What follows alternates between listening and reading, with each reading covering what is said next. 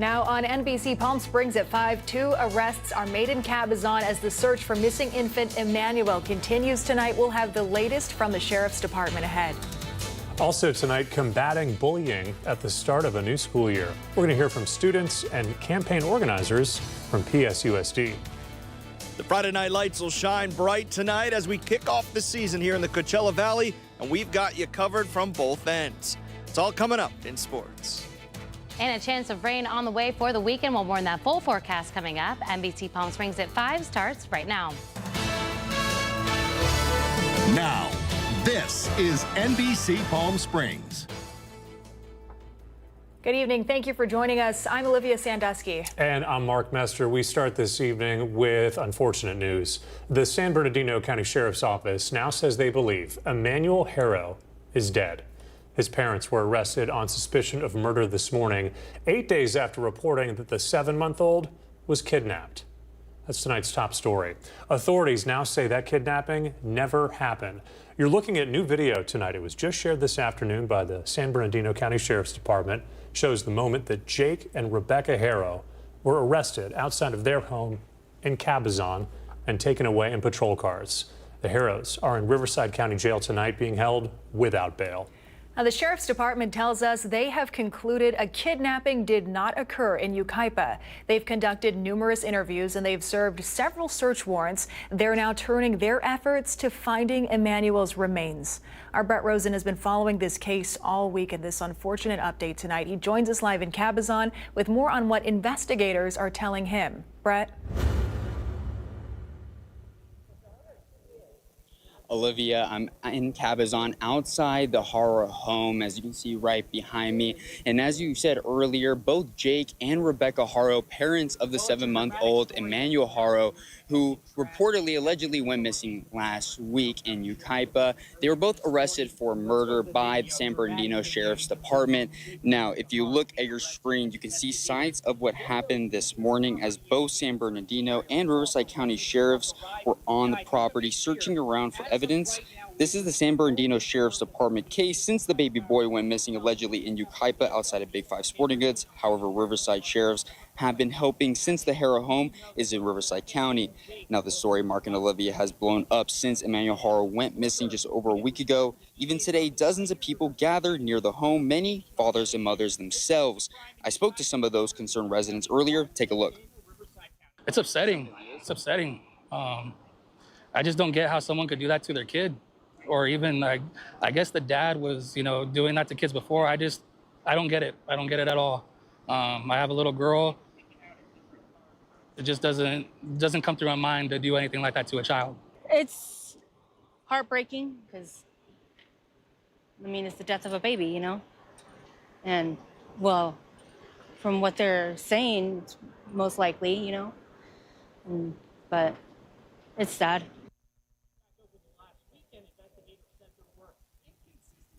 Again, both Jake and Rebecca Haro were arrested this morning for murder, and according to the San Bernardino Sheriff's Department, they believe Emmanuel Haro is deceased, and this has become a search for his remains. Sheriff Shannon Dickus said earlier in a statement in part, quote, "The circumstances surrounding this investigation are tragic, and we will continue to search for Emmanuel. I trust our justice system will hold the parents accountable," and quote. Now, if you look just over here to the side, you can see some signs, posters saying, "Where is baby Emmanuel?" saying "Justice for baby Emmanuel Haro." You can see some teddy bear stuffed plushies. You can see flowers, candles. Now, this candlelight vigil has been set up since the beginning by residents and locals around the area. That's supposed to happen later on tonight at 6. So we will continue the coverage and hear from those residents who came to that candle lighting. Till then, live in Cabazon, just outside the Haro home, I'm Brett Rosen, NBC Palm Springs. All right, Brett, we'll see you back here tonight at 6 o'clock. A multi-vehicle collision happened on the 10 freeway close to around 2 o'clock this afternoon. It was right around Washington Street. According to CHP, several passengers were injured and medics were quickly sent to the scene. One lane was blocked, causing traffic delays on the freeway when we got to the scene. And the extent of the injuries of those victims are unknown at this time. All lanes on the 10 reopened shortly after 3 o'clock this afternoon. A person was hospitalized this morning after crashing their car into a building in Indio. The collision was reported just after 10 a.m. off Jefferson Street and Avenue 42. That's according to the Riverside County Sheriff's Department. The person was transported to a local hospital with moderate injuries. The Palm Springs Library Foundation's annual book festival will return in November. Located at the Palm Springs Cultural Center, the event will be held November 1st from 10 in the morning until 5 o'clock at night. Attendees can hear from panels joined by authors, publishers, and journalists. Tickets are free for this festival, but there will be a fundraiser to follow. That is from 7 at night to 9 at night. The Rock Gallery Comedy Club is hosting a fundraiser event. It's tonight, and it's to help the victims of the Palm Springs bombing attack, which took place back in May. This will be held at the club on North Palm Canyon Drive. It starts at 9 o'clock. Comedian Francisco Ramos is one of the headliners for this event. Tickets are around $55. You can find a link to our newsroom tab of our website, NBCPalmSprings.com, to grab those tickets if you're interested in taking part. And now here's a live look outside from our Agua Caliente casino camera in Rancho Mirage. I think a laugh may be something we all need tonight, to be indoors in the air conditioning and out of that sticky nonsense out of there, Clary, because it's just gross today. It's just, yeah, you know, we always want to be positive here on the news, but it has just been I'm out of positives today. I ran out, okay? It's too much. Yeah, we are ready for some cooler conditions, and like Olivia said, that's the place to be tonight. Escape the heat, go have some fun, get a cool drink with lots of ice, because yes, it has been very warm this week. We've been under that extreme heat warning. It feels like we got a little break for last weekend, and then it started up again this week. Extreme heat warning is going to continue for us into Saturday, so keep that in mind. 113 currently right now in downtown Palm Springs. Now here's a look at those winds right now, southeast direction. This wind direction shift is due to we have the ridge of high pressure to the east of us. It's drawing up that monsoonal moisture. You can see a little bit of that cloud cover as we looked at that live cam there. That's going to bring those chances of rain, but also, like Olivia said, making it just feel muggy and a little bit gross out there. That's not going to change for the weekend, unfortunately. It will continue to be humid for our weekend, but we get those chances of rain starting tomorrow. Maybe a slight chance this evening, very slight for our mountain communities, but that is about it. So future precipitation, this is a look at the short range model. You can see as we go into even Friday, a little bit of moisture looking to hit our mountains to the west of us, maybe a sprinkle or two moving through the Coachella Valley as you get it into 7 and 8 o'clock this evening. It'll kind of taper off for our Friday evening. North American model also taking us to 6 p.m. saying something a little bit different, not showing moisture through us here in the Coachella Valley, more so a little bit of rain for the San Bernardino Mountains. So someone's getting something tonight, but again, very light moisture tonight. Here's a look at your company 3-day forecast. So still above average chance of rain continues into the weekend and early next week. We'll break down more. You can expect in that full forecast coming up. All right, Chloe, thank you for that. Palm Springs Unified School District is cracking down on hate speech as they continue their Stand Up to Hate initiative. Tiani Jadling joins us live in studio tonight. She spoke with students and staff and has the details tonight. Tiani? Mark, according to several published reports, 1 out of every 5 students between the ages of 12 and 18 has dealt with bullying. But students at one local high school are trying to lower those numbers through interactive activities, showing that kindness can make a difference. This is how students at Cathedral City High School are pushing to stop hate speech. One student tells me signing this poster is a way to agree that hate isn't accepted there. I want students to feel like welcomed and make sure that they're doing okay with their, not only with their grades, but also with their mental health and physical health. Every day this week, students and staff at CCHS created interactive activities to help spread the message. Monday, students traced their hands and wrote inspirational messages on a poster board. Tuesday, they wrote what they call positive post-its. Wednesday, they created social media videos, but it was Thursday's activity that stood out to both students and staff the most. We had students and staff wear mismatched like socks and shoes to show that we believe in diversity and equity and that we wanted people to know that there's differences in all groups and all are accepted and welcome. The director of Title IX and Compliance for the district says several months ago, the district noticed an increase in rhetoric that was impacting their students. And since pushing this anti-hate campaign back in February, she tells me it's made a difference. Our kids are talking about it. They're addressing hate speech when they're hearing it. And just taking that moment to say, hey, we don't use that language here, changes the conversation completely. Antonio De La Paz, a junior who's helping lead the school-wide activities, tells me the push to end hate speech isn't over after this week. Now he says it's up to the students to do their jobs. Of course, there's going to be some kids that feel like they don't want to do it, but we really try to encourage them to really step out of the comfort zone and be able to do things such as these. We will continue to try to work to make school a better place for everyone. This campaign will continue through an equity conference on the 1st of November, where staff tells me they're bringing awareness to a number of different issues. Live in studio, I'm Tiani Jadaling, NBC Palm Springs. Tiani, thank you. Former Los Angeles Mayor Antonio Villaraigosa brought his campaign for governor to the Coachella Valley today. His stop is part of what he's calling his affordability tour. Villaraigosa met with voters and local business owners this morning in downtown Palm Springs. He says his focus is on tackling California's rising cost of living. So highest gas prices, second highest utility costs, and highest home prices. People can't afford to live here. And we need a governor that's focused on that. And I think that's the difference between me and the current administration. I'm focused on, like a laser beam, on kitchen table issues that people care about. Tonight in our 6 o'clock newscast, we'll hear from the former mayor as he continues his tour across the state in the run up to the gubernatorial election. Coming up next year on this Friday evening, Canada is dropping retaliatory tariffs on many American goods. We'll tell you which ones. Plus, tension between the president and esteemed institutions like the Smithsonian. We have the latest coming up right after the break.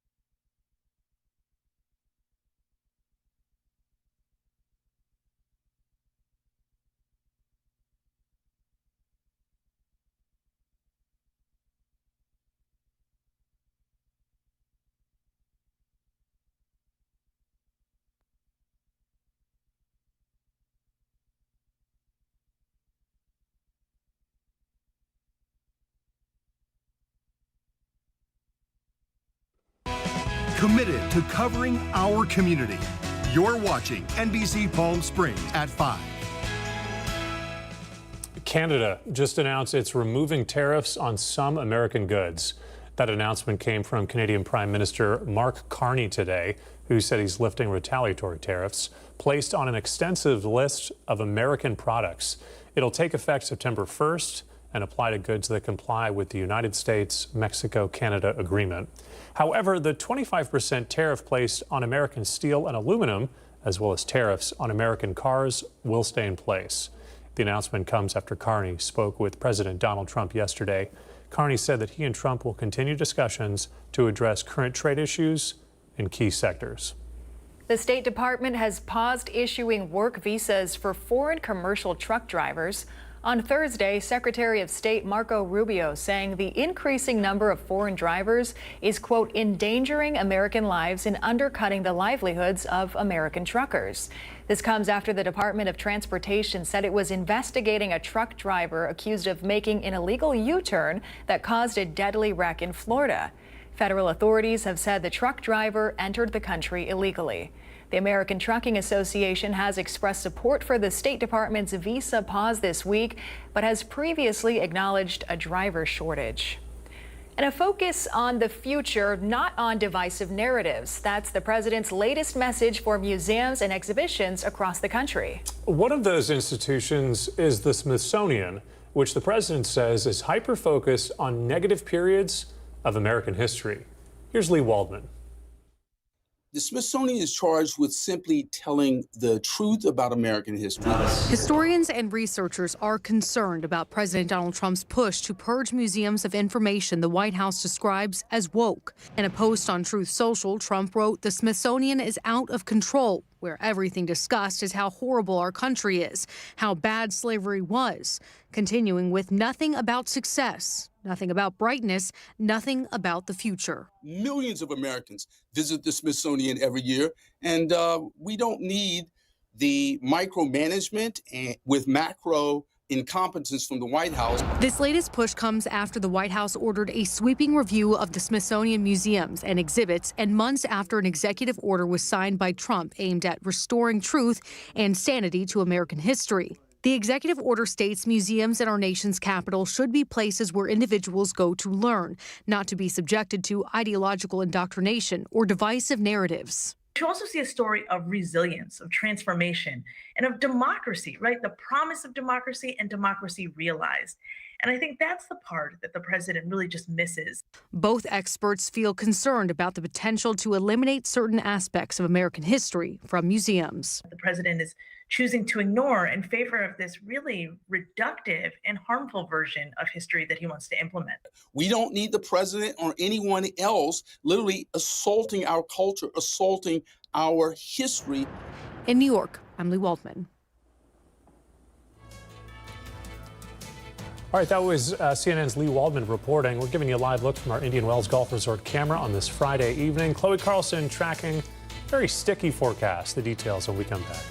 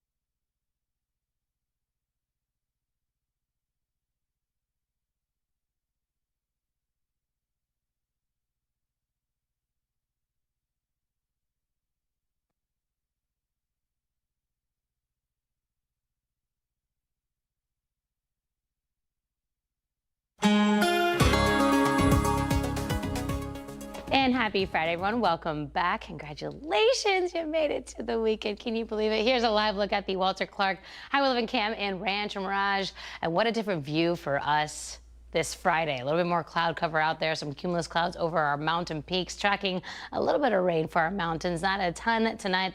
Those chances go up as we get into the weekend and early next week. 113 for the high today. So we'll say slightly cooler than yesterday. It was 116. Nearly broke the record yesterday. Close enough today. 117 is also the record-breaking number for today. 107 is supposed to be our normal high, but we're on an extreme heat warning, so that's not going to be happening until next week. 114 right now in downtown Palm Springs, 108 on the other side of the 10 there in Desert Hot Springs. Overnight tonight, high 80s, low 90s here for the desert floors. So if you were like, oh, we'll go for our evening stroll maybe tonight, maybe just skip it. Maybe go to the gym because it's still going to be very, very hot, even at midnight tonight. As far as surface moisture, take a look at this. As we get into Tuesday, 40% relative humidity. So you think it's muggy now? Get ready. It is going to feel brutal on Tuesday. So I don't know the last time I've said 40% for relative humidity. All of that due to that monsoonal moisture that we're tracking, right? It's the ridge of high pressure center kind of staying stagnant over the southwest really all this week into next week. We have chances of rain continuing into Wednesday next week. So because of that, it's drawing up a lot of that moisture, and we just have this moisture lingering in our atmosphere for about a week. So rainfall estimates, this is Friday through Sunday. It looks like it's tapering off a little bit more than we had originally forecasted for the weekend. Saturday looking to steer clear. There is still a chance, while these numbers are light, they still recommend could have a flash flooding threat for the San Bernardino Mountains. So if you were planning to go to the mountains, just keep that in mind. Sunday looking to be very light for moisture. Looks like more of it is moving in as we get into Monday and Tuesday next week. So whatever plans you have for early next week, keep this in mind. A lot of that moisture moving into the southwest, drawing up a ton of moisture for our rainfall estimates here. Originally, we had said a sprinkle. Now we're saying could get as much as a quarter inch of rain here on the desert floor. And that is for early next week. Like I said, chances will continue into Wednesday as far as that rain goes. Here's a look at your Comfort Air 7-day forecast. So we'll be still above average for our weekend. Like I said, rain chances through Wednesday. We are below seasonal at 101 by next Wednesday.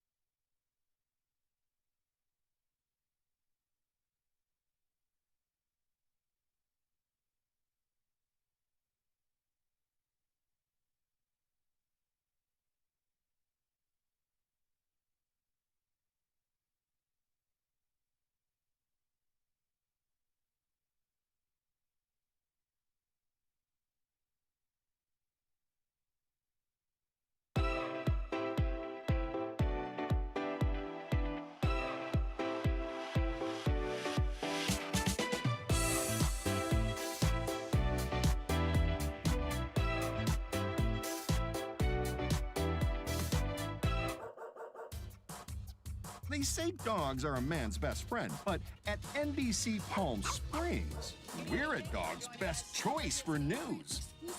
Apologies to our competitors, but even your dogs know who leads the pack in news.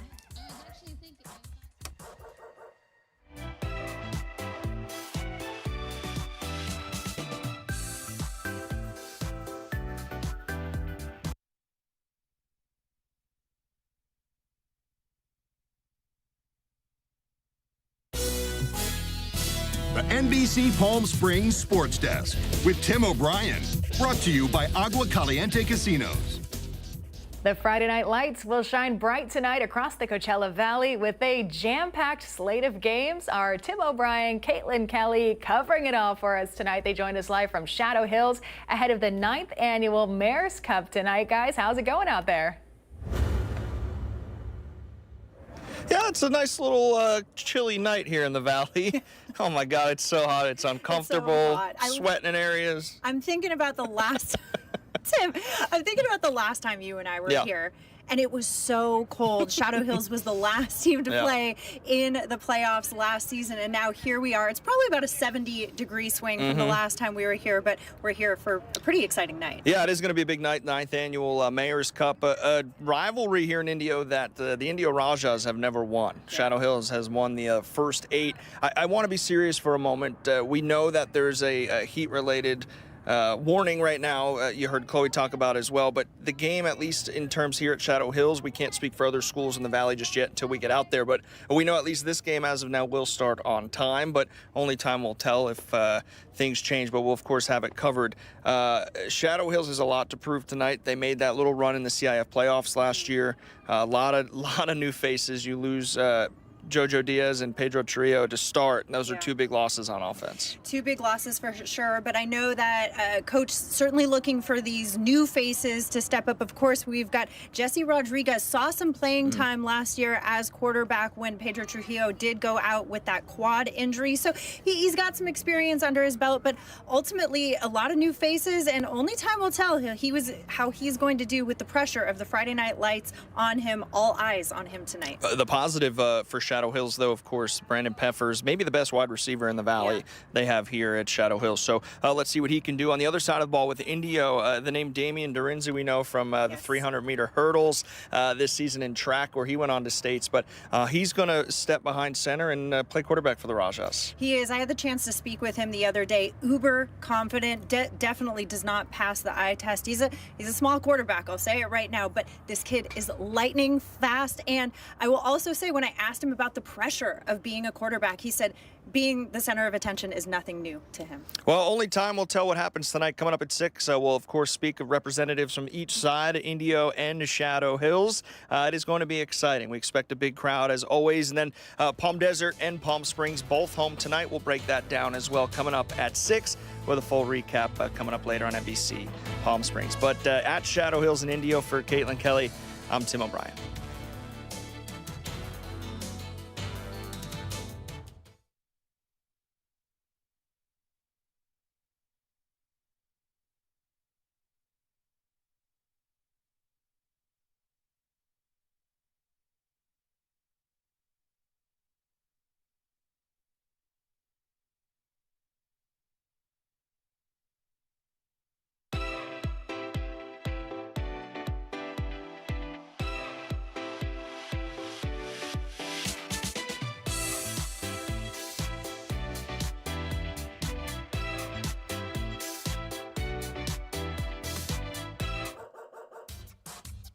They say dogs are a man's best friend, but at NBC Palm Springs, we're a dog's best choice for news.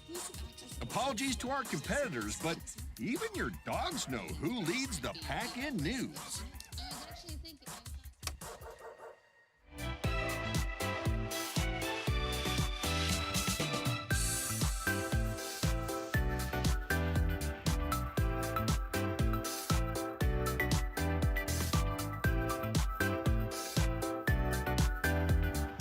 Night after night, discover the unique stories that set our valley apart. Together, we're going to find inspiration and foster connections that strengthen the fabric of our community.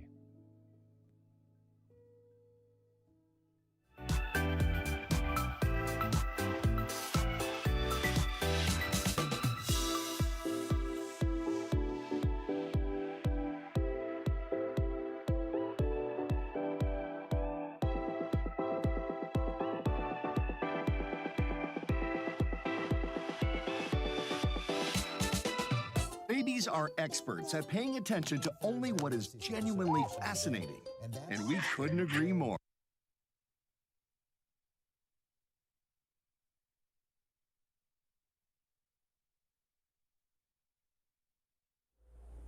Before we go, check this out. Professional skydivers taken to the skies in Illinois this week to break world records. Some 200 skydivers attempting to break the vertical world record, which involves joining hands in the sky. Another group attempting to break the 250-way Illinois state record, where they'll fly in the belly-to-earth position for that formation. Skydivers attempting to break the record are among the world's most elite skydivers. They've come from 53 countries around the world. They're making several attempts to see if these skydives will indeed go down in the record books. I think they deserve that, right? 100%. Have you Just guys? for doing. I've been twice. Yes, I've done Hawaii. What about you guys? Skydiving? Never gone skydiving. I'll watch it. Watch it. This is fine for The me. video's captivating. Yeah. Always Yeah. safer from a television screen. Yeah. Now I'm good just watching. What was the It's fun, feeling fun. like when you were? It's great. And then after you're like, I'm very scared I'm more worried about being in the plane than actually skydiving. falling They're like from the made of plane? like paper. Yeah. Okay, there you go. All right, that's going to do it for us. Nightly News is next. We're back here at 6. We'll see you then.